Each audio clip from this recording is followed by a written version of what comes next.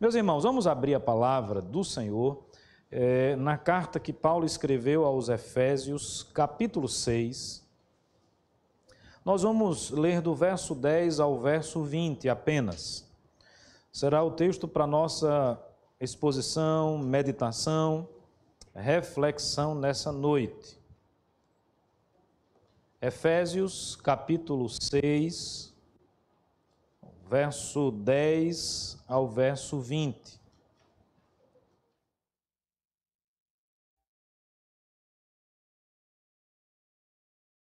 Diz assim: quanto ao mais, sede fortalecidos no Senhor e na força do seu poder, revestivos de toda a armadura de Deus, para poderdes ficar firmes contra as ciladas do diabo.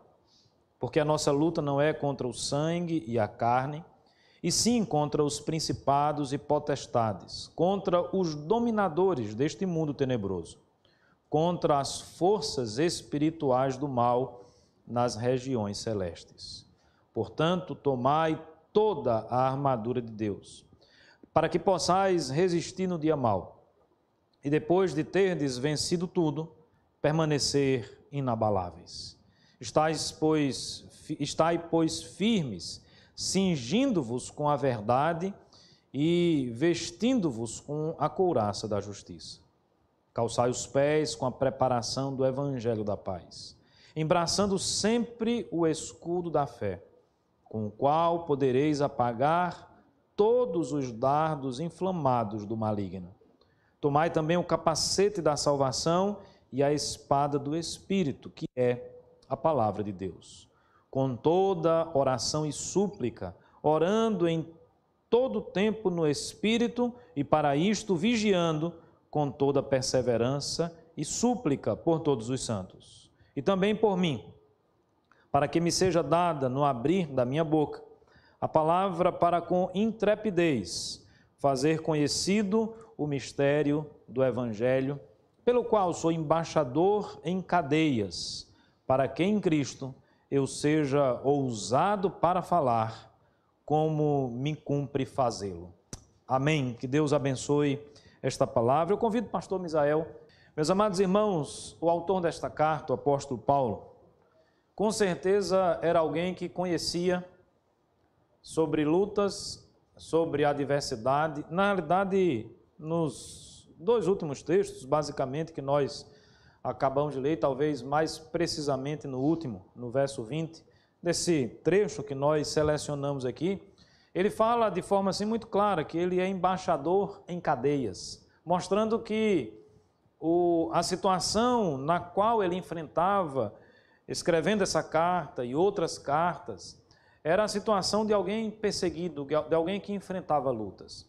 O que eu acho muito interessante nessa carta aos Efésios, e puxando aqui um pouco o capítulo 5, pegando o início do capítulo 6, nós vamos ver aqui o servo de Deus e, obviamente, a palavra inspirada de Deus, tratando de temas muito objetivos, nos instruindo, como se fosse aquele manual de instrução sobre áreas importantes da nossa vida. Começando o capítulo 5, já no verso 1, dizendo que nós devemos imitar a Cristo, ter Cristo como modelo da nossa vida. E aí o texto vai falar sobre como as mulheres devem se comportar, como os homens devem se comportar, as esposas, os maridos, os filhos, né? Ambientes que fazem parte do nosso dia a dia, do nosso cotidiano, ambientes que nós não podemos fugir deles, né?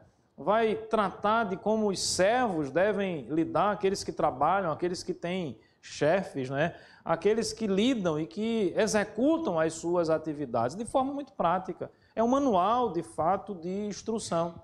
E, obviamente, no finalzinho aqui, meio para o final, já da carta, né? desse capítulo 6, nós vamos encontrar uma instrução mais ampla para a igreja, uma instrução mais geral para a igreja do Senhor Jesus, partindo da perspectiva de que nesse mundo nós vamos encontrar as lutas, as dificuldades, nós estaremos, na realidade, numa perspectiva de guerra, de batalha.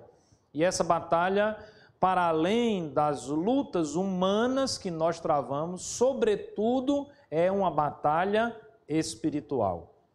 Eu sempre gosto de pensar nesse texto, de meditar nessa orientação da palavra de Deus, das Sagradas Escrituras, porque às vezes, irmãos, nós olhamos tanto para as circunstâncias desse mundo que às vezes temos a tendência de nos esquecer que a maioria, se não todas, ou muitas das lutas que nós travamos na nossa vida, elas têm, sobretudo, o caráter espiritual. Nós não podemos nos enganar a respeito disso. E o apóstolo Paulo, então, vai tratar aqui sobre esse tema geral das batalhas, não é? Das lutas, ou de uma batalha espiritual enfrentada pela igreja. E, obviamente, como eu iniciei a minha fala, ele conhecia muito bem o que era enfrentar essas lutas e essas batalhas. Nós não temos dúvidas que a igreja cristã, nos primeiros séculos, experimentou de forma assim, muito real na sua vida o que é essa batalha.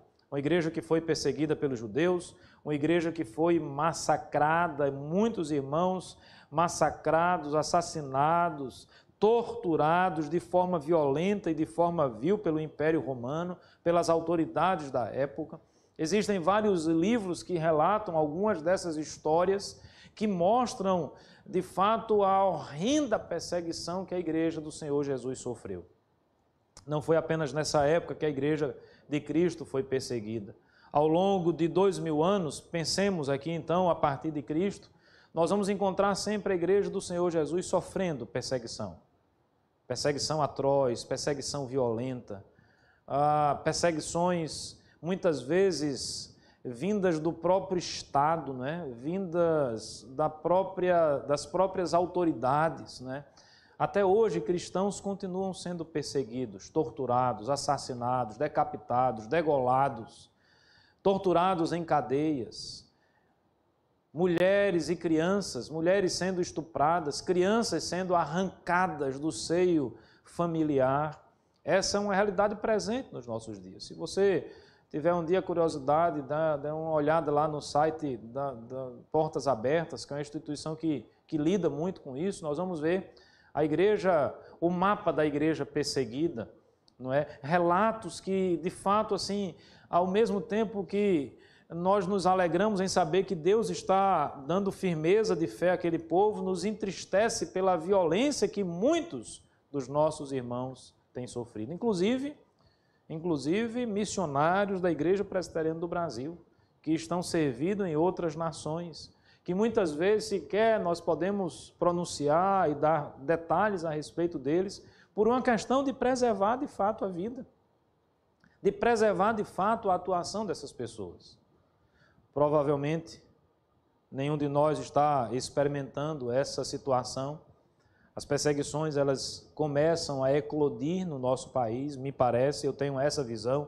Eu não sei quantos concordam comigo, mas me parece que nós já temos aí algumas ações que saltam aos nossos olhos, essa hostilidade de segmentos da nossa sociedade, segmentos às vezes até de autoridades constituídas, mostrando no mínimo uma extrema má vontade contra a fé cristã. Eu digo no mínimo porque outras coisas já são percebidas, né? Já são visíveis a todos nós.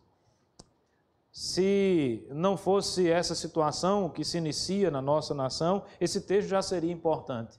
Mas diante desse início de uma provável intensificação nessa batalha, nessa luta que eu digo, e repito, sobretudo é espiritual, esse texto se torna mais importante, mais necessário para todos nós.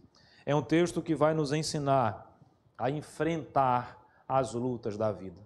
Esse é o tema que eu gostaria de trabalhar com os irmãos nessa noite. Como nós enfrentamos as lutas da vida?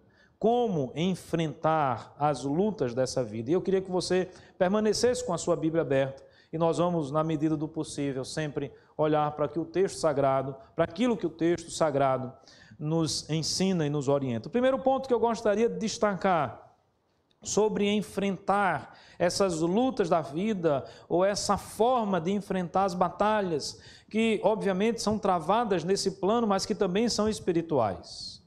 Está aí posto no versículo 10 do texto que nós lemos. Quanto ao mais, sede fortalecidos no Senhor e na força do seu poder. O primeiro ponto a ser destacado é esse, irmãos. Nós precisamos enfrentar essas lutas com a força, fortalecidos, com a força do Senhor, fortalecidos pelo Senhor. Nós precisamos enfrentar essas lutas e essas batalhas que nós travamos, sabendo que o Deus que nós servimos é um Deus de poder, confiados no poder de Deus, não nas nossas próprias forças, não na nossa própria capacidade, não na nossa própria inteligência, mas enfrentando as batalhas e enfrentando as lutas com a força e o poder do Senhor agindo na nossa vida. Essa é a orientação do apóstolo Paulo àquela igreja que estava passando por perseguição e que haveria de passar por muitas perseguições. Essa é a instrução do apóstolo Paulo, alguém que experimentava na sua própria carne, no seu próprio corpo, as feridas dessa luta terrível, dessa luta atroz, dessa luta em que as forças do mal agem sempre para dizimar, para destruir, para aniquilar, seja o evangelho, sejam os cristãos, sejam aqueles que pregam a palavra do Senhor Jesus. Meus amados irmãos, aqueles que pregam a verdade do evangelho, obviamente eles vão incomodar muita gente, como o sal.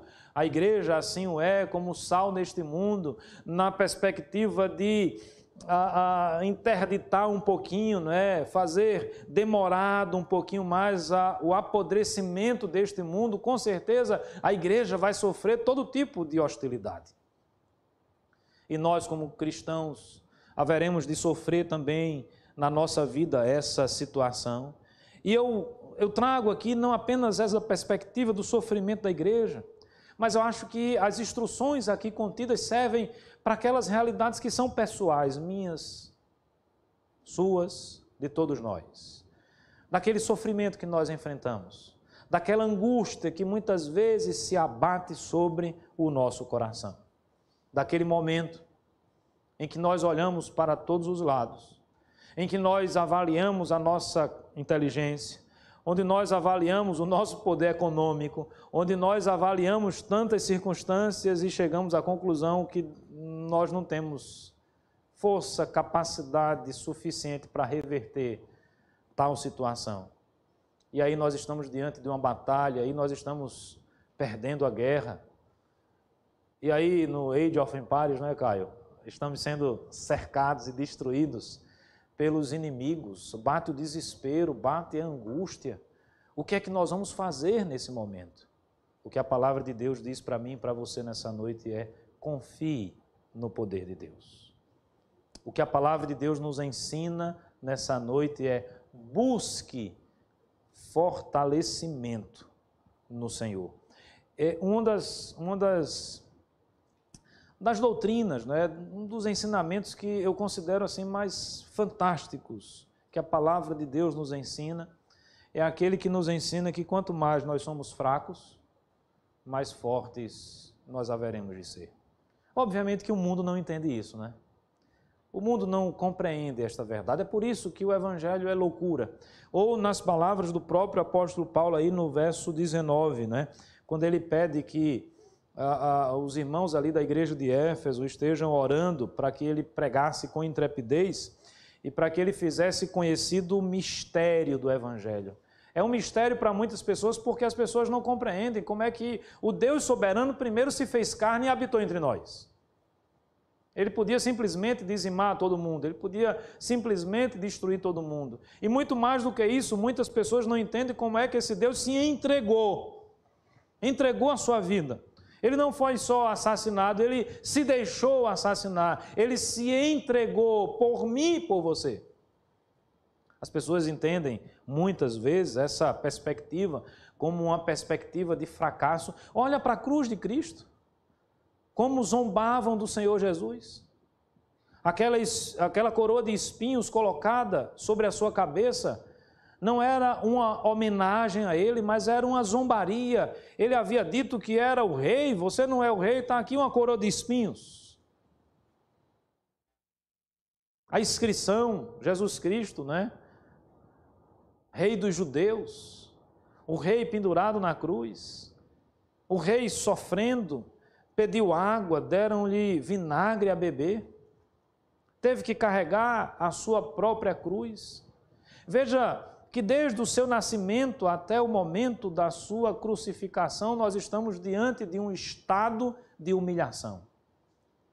Um rei que nasceu numa estrebaria, não nasceu num berço de ouro, apesar depois de ter recebido presentes caros, presentes importantes, mas a realidade dele era a realidade de alguém que estava não numa condição, do ponto de vista humano, de majestade, apesar de ser rei. Isso é fruto da ação de Deus, isso é fruto da própria natureza da encarnação do Senhor Jesus. Ele esvazia-se, apesar de ser Deus.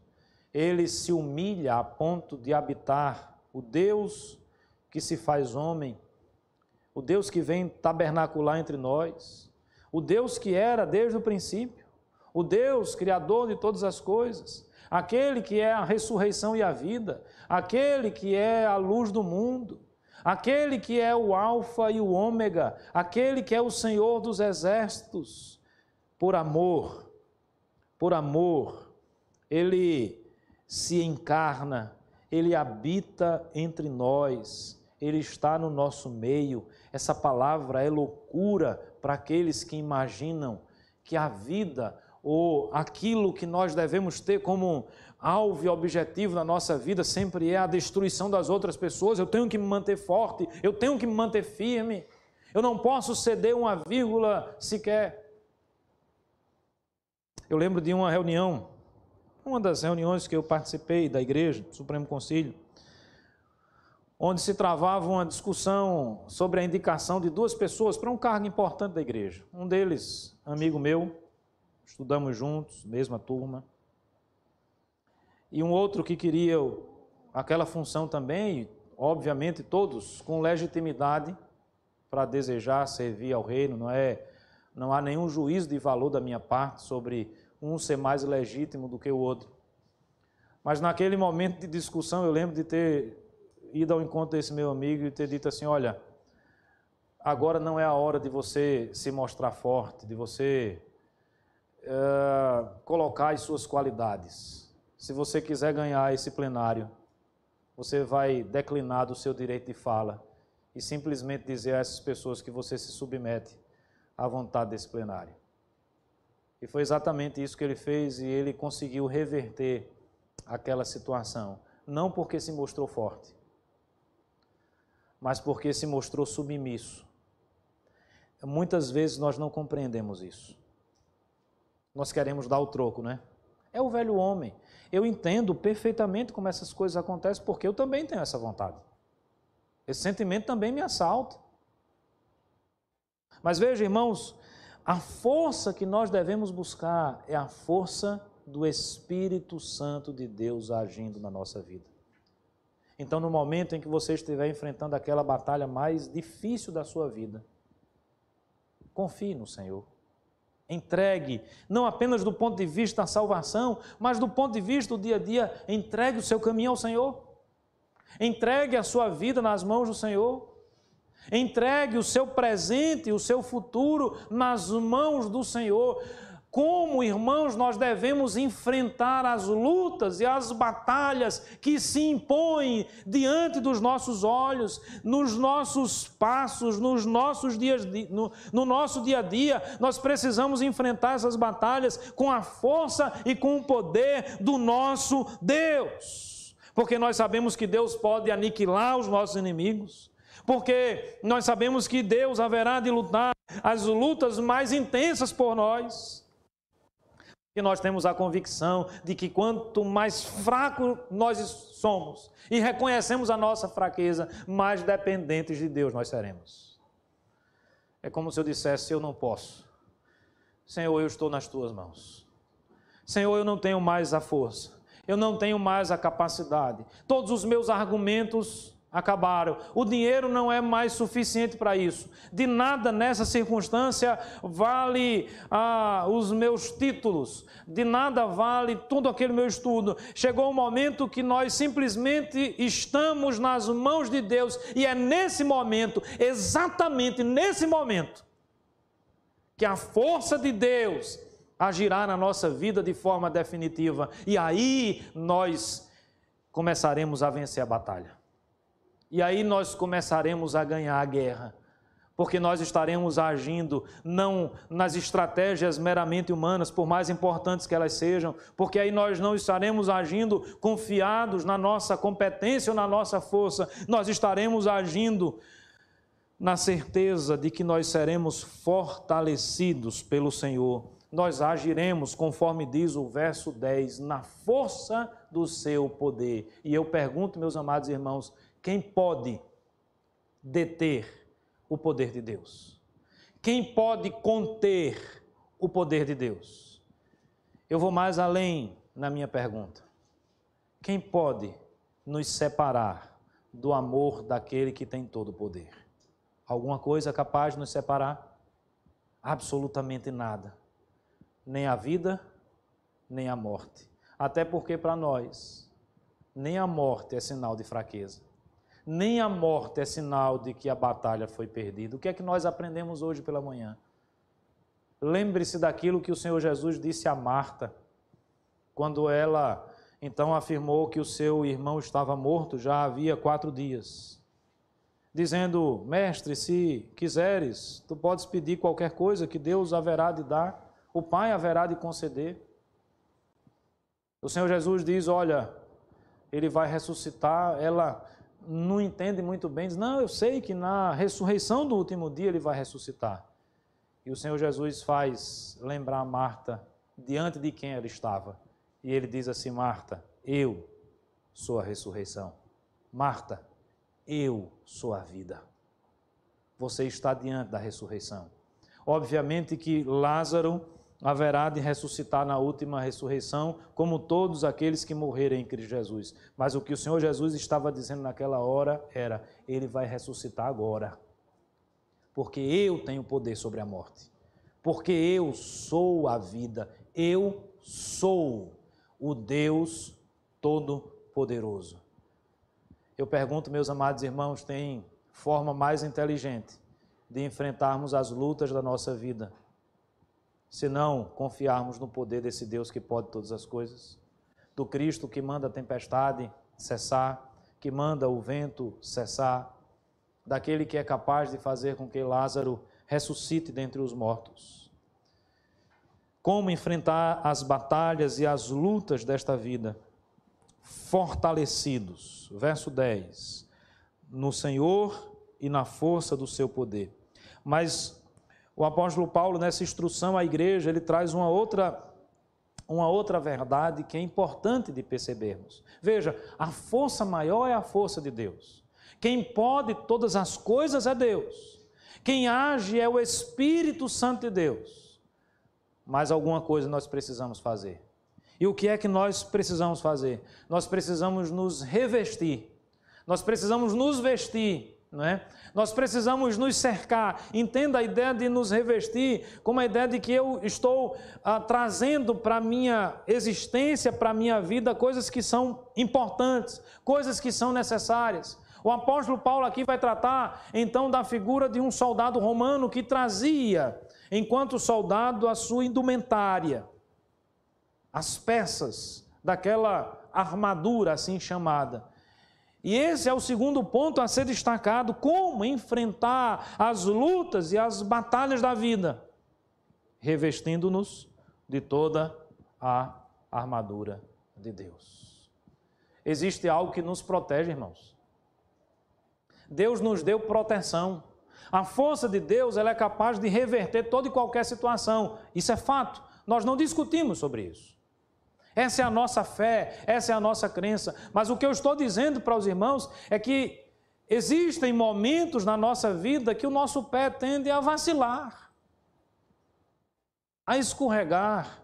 E nesse momento é importante, por exemplo, calçar os nossos pés com a preparação do Evangelho.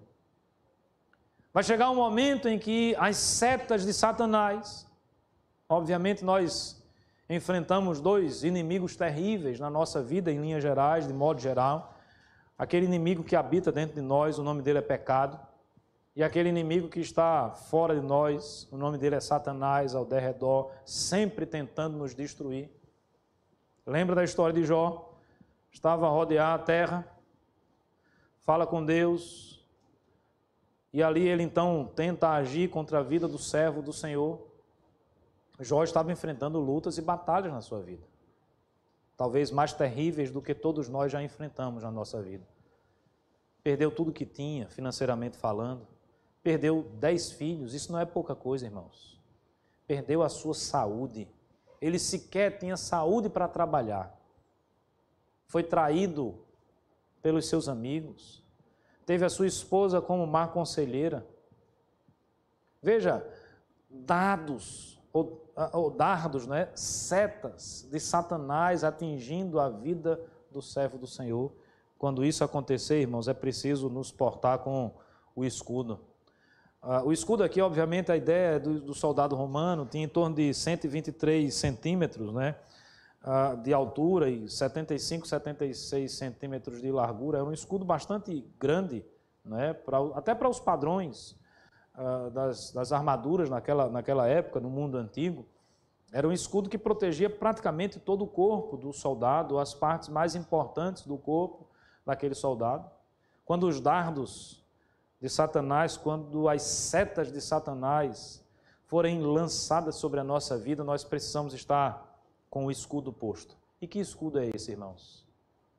Veja o que diz a palavra do Senhor, verso 16, embraçando sempre o escudo da fé. É o momento em que, veja, Satanás é astuto, não esqueça disso. Ele não criou absolutamente nada, ele não fez absolutamente nada. O que ele quer é destruir, o que ele quer é roubar, o que ele quer é aniquilar, o que ele quer é fazer confusão.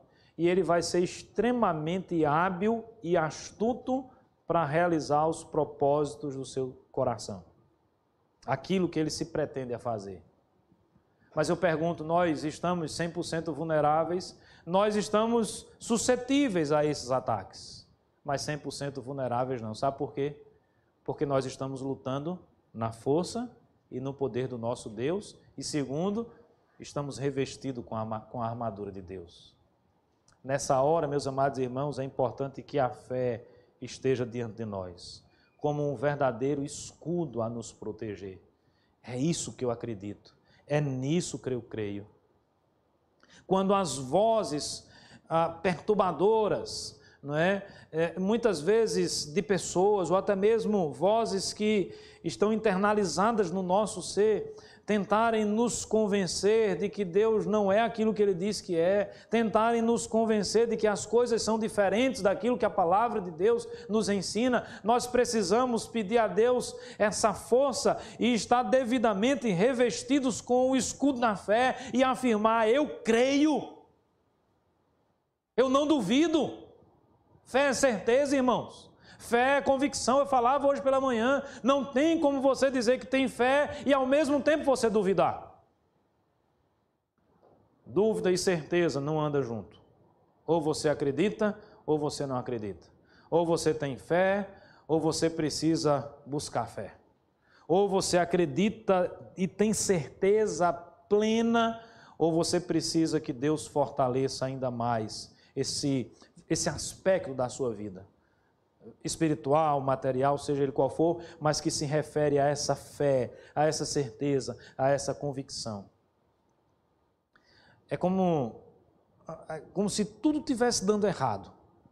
Dia após dia, eu planejei, eu pensei, eu imaginei, e parece que tudo está dando errado. Na realidade, nada está dando errado.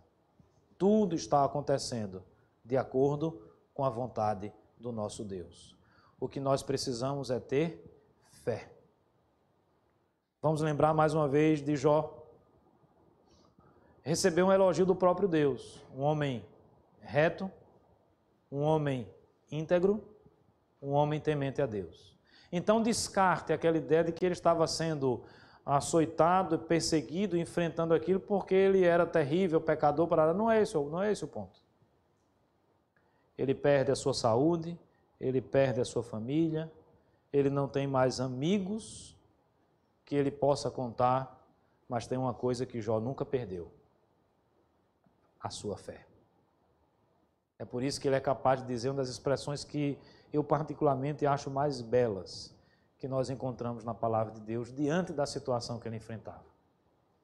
Deus deu, Deus tomou. Bendito seja o nome do Senhor. Só fala isso quem tem fé. Só fala isso quem tem certeza e convicção de quem é Deus. Segundo ponto é nos revestir com toda a armadura de Deus. Interessante que a perspectiva, não sei se vocês perceberam isso, a perspectiva do texto se apresenta na ideia de que nós vamos nos manter firmes. É como se nós estivéssemos aqui firmes, parados e sendo atacados constantemente. Não é? Cada uma dessas partes da armadura aqui descrita metaforicamente, não é? São pontos necessários para a defesa do soldado. É verdade que você pode assim dizer, olha, mas a espada é uma arma de ataque, até que mas também de defesa.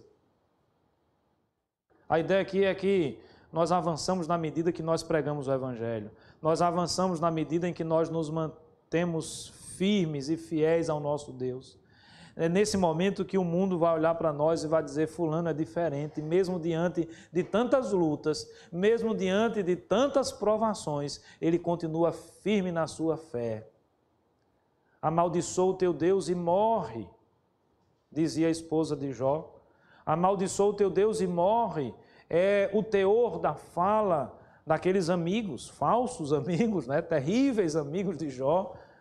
Amaldiçoa o teu Deus, é como se essa fala estivesse ainda diante de nós. Olha, diante das lutas que você está enfrentando, amaldiçoa Deus. Você não merece estar enfrentando isso. Sua família não merece estar enfrentando esse problema. Às vezes nós somos tentados a pensar dessa forma. A nossa família, ou na nossa própria vida, se abate uma doença terrível. Nós somos tentados a pensar, mas poxa, logo eu. Por que não aquele fulano tão corrupto? Por que não aquele ditador cruel? A gente sempre tem essa tendência. Não foi isso que Jó fez. Eu não estou menosprezando o sofrimento e a luta de ninguém, porque eu também tenho as minhas. E haverei de ter outras, se Deus assim permitir. Jó, ele desejou que o dia do seu nascimento sequer existisse. Tal era o sofrimento que havia se abatido sobre o seu coração. Mas ele se manteve firme. Esse é o ponto, se mantenha firme. Faça a sua parte de se manter firme e deixe o poder de Deus destruir os inimigos do Evangelho. E deixe a força do Espírito Santo de Deus agir. Porque quando Deus age, não há quem possa conter a sua força e o seu poder. Quem pode resistir ao nosso Deus? Se Deus é por nós, meus amados irmãos, quem poderá se levantar contra nós? É preciso se revestir de toda a armadura de Deus, cingindo-vos com a verdade. Rapidamente aqui, já estou me encaminhando para o ponto 3, mas rapidamente passando pela armadura, já falamos de 2 pontos, né? Mas cingindo-vos com a verdade. Nós não podemos dar oportunidades ao inimigo agindo com mentira, agindo com falsidade. Somos tentados muitas vezes a isso. Eu sempre costumo dizer aqui na igreja, o cristão, o crente não é alguém da mentira, é alguém da verdade. Pague o preço pela verdade. Eu sei que muitas vezes a mentira é o caminho mais curto. No primeiro momento é o caminho mais fácil, no primeiro momento é o caminho menos doloroso, mas o fim desse caminho é o pior possível. Nós precisamos manter a nossa integridade, nós precisamos nos manter na verdade do nosso Deus e pagar o preço. Uma das características do cidadão do céu está lá no Salmo de número 15, eu não lembro exatamente o versículo, é aquele que jura com dano próprio, mas não se retrata. A minha palavra vale, mesmo que eu tome o prejuízo. Eu não vou me retratar, eu não vou voltar atrás. Eu vou fazer aquilo que é certo. É o caminho da busca pela verdade, vestindo a couraça da justiça. Lembremos das palavras do Senhor Jesus: bem-aventurado aquele que tem fome e sede de justiça, porque aqueles, serão fartos.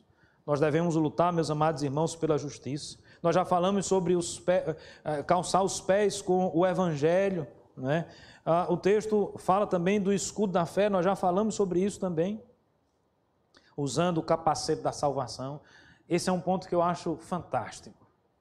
Chega aquele momento em que você diz: olha, agora não tem mais o que fazer, eu estou no final, está tudo se acabando, está tudo sendo destruído. Imagine alguém que está no leito da morte, a esperança não tem mais. Obviamente a gente sabe que existem alguns momentos que a gente até acredita que, se Deus quiser, Ele pode reverter o quadro e curar. Mas existem momentos em que não se tem mais o que fazer, do ponto de vista humano. Mesmo nesse momento nós não somos destruídos. Sabe por quê? Porque ainda nós vamos pensar assim: eu sou salvo em Cristo Jesus, e mesmo morrendo, eu haverei de ressuscitar na ressurreição final. Eu sei que o meu Salvador vive e Ele vem buscar a sua igreja e eu faço parte dessa igreja. Nem a vida e muito menos a morte pode me separar do amor de Cristo. Os irmãos percebem a força que é a armadura de Deus na nossa vida? Não há quem possa nos destruir, irmãos. Porque até quando o nosso corpo é destruído, nós temos a convicção e a certeza de que estaremos na presença de Deus. Mas não devemos nos esquecer nunca de uma arma que é fundamental para todos nós: a espada do Espírito. E o texto diz que a espada do Espírito é a palavra do nosso Deus. Está nas suas mãos, está no aplicativo do seu celular, a instrução de Deus para a nossa vida, a orientação de Deus para a nossa vida. Conforme nos ensina o Salmo de número 19, a palavra que é capaz de restaurar a nossa alma. A palavra que é capaz de separar juntas e medulas, se assim fosse possível, mostrando o poder da palavra de Deus. O poder de transformar a nossa vida, o poder de até mesmo transformar a vida do mais feroz dos inimigos do Evangelho. O autor dessa carta é um exemplo vivo desta realidade. Quem era Paulo? Paulo era um perseguidor da igreja. Estevão, primeiro mártir, estava sendo ali apedrejado e Paulo consentia naquilo. Paulo estava a caminho de Damasco com o objetivo de perseguir a igreja. Ele levava cartas de recomendação de autoridades judaicas das sinagogas para tentar ali fazer uma devassa naqueles judeus que estavam se convertendo ao Evangelho. E é nesse momento que a palavra do Senhor atinge o coração de Paulo. Ele é convertido, ele tem um encontro real e verdadeiro com o Senhor Jesus. A sua vida se modifica completamente. É a palavra de Deus capaz de transformar o coração do mais vil pecador. E eu e você não temos o direito de duvidar disso. Sabe por quê? Porque essa palavra um dia transformou a nossa vida também. E será que nós não somos pecadores vis? Será que nós não somos terríveis pecadores também? Mas me permita fechar aqui a lógica apresentada para os irmãos nessa reflexão sobre o lutar, as lutas da vida. Primeiro eu disse que devemos fazê-lo na força e no poder do Senhor. Segundo, nos revestindo de toda a armadura de Deus. Terceiro, nós não devemos nos esquecer das súplicas e das orações. Veja o verso 17, fechando aí a armadura, e aí vem o verso 18 dizendo assim: né, revestido com toda a armadura. Fecha aí o capacete da salvação e a espada do Espírito, que é a palavra de Deus. E aí o texto sagrado diz, com toda oração e súplica, orando em todo tempo no Espírito. Com toda oração e súplica. Como eu citei várias vezes aqui Jó, eu lembro mais uma vez da história de Jó. Talvez seja o verso 10 do capítulo 42, eu não estou bem certo disso. Mas eu acho que é o versículo 10, que diz que Deus mudou a sorte de Jó. As coisas modificaram na vida dele. Ele teve uma nova família, ele teve a sua saúde restabelecida e ele se tornou muito mais rico do que ele era quando Satanás tocou na sua vida. Vocês lembram qual foi a ocasião, o que é que estava acontecendo com Jó no dia e no momento em que Deus mudou a sua sorte? Ele estava orando pelos seus amigos, por aqueles que se colocavam contrários à sua fé, por aqueles que ao invés de levar palavras que fortalecessem a sua fé, levavam palavras tentadoras a Jó para que ele abandonasse a Deus. Jó estava naquele momento suplicando pelos seus amigos. E Deus olhou para a vida de Jó, que estava em oração, e transformou a sua vida. Meus amados irmãos, a oração é um dos instrumentos mais importantes que nós temos e que Deus outorgou à sua igreja. É um grande privilégio para todos nós, essa linha de acesso direta diante do nosso Deus. Expressar a Ele o que está no nosso coração, suplicar, seja por nós, seja pelos nossos familiares, seja pelos nossos amigos, seja pelos nossos inimigos, orar pelos governantes, orar para que Deus fortaleça a nossa fé diante das perseguições, orar para que Deus fortaleça a nossa fé diante das lutas da vida. Nós não podemos travar essas lutas sem orar. Nós não podemos vencer essas batalhas sem suplicar e pedir a Deus que haja na nossa vida e no nosso coração. Se você enfrenta problemas, por exemplo, familiares, eu vou falar desse que talvez seja um dos problemas que afeta quase todos nós. Problemas conjugais, problemas com os nossos filhos, outros problemas dentro, por exemplo, da nossa família. Como enfrentar um problema como esse? Primeiro, na força e no poder do Espírito Santo de Deus. Segundo, revestindo-nos de toda a armadura do Senhor. Mas não esqueça, orando e suplicando ao Senhor. É isso que Paulo pede à igreja. Veja, Paulo é um pregador do Evangelho, Paulo é um pastor, Paulo é um missionário, Paulo está levando a palavra, Paulo está sendo perseguido, açoitado, passa pelo naufrágio, foi apedrejado, correndo um risco de morte. O que é que ele pede à igreja? Ele pede à igreja, ore por mim. Para quê? Qual o objetivo? Verso 19, também por mim, para que me seja dada no abrir da minha boca a palavra, para com intrepidez fazer conhecido o mistério do Evangelho, pelo qual sou embaixador em cadeias, para que em Cristo eu seja usado para falar como me cumpre fazê-lo. Quando eu leio esse texto, eu lembro muito do pastor... me esqueci do primeiro nome dele agora. Warren Brand, Richard, obrigado Jorge, que escreveu um livro bastante antigo, bem famoso, Cristo em Cadeias Comunistas. Eu já citei esse livro aqui em outra oportunidade. Se você não leu, leia. Ele relata a experiência que ele teve quando os comunistas tomaram o poder na Romênia, né? E ali ele, preso juntamente com muitos outros religiosos cristãos, não se tinha liberdade, como em nenhum país comunista se tem a liberdade de expressar a fé cristã. Ele então sofreu amargamente. É um livro até difícil às vezes da gente ler, porque ele relata as torturas, ele relata em detalhes tudo aquilo que ele enfrentou. Mas o grande ponto do livro, talvez até fique claro no título do livro, né, Cristo em Cadeias Comunistas, é que mesmo preso, mesmo sofrendo aquelas torturas, eles e outros cristãos que com ele estavam, o nome de Cristo foi pregado. Pessoas se converteram. Às vezes até agentes do Estado comunista, que tem muito isso, né, eles fazem depois os expurgos, né?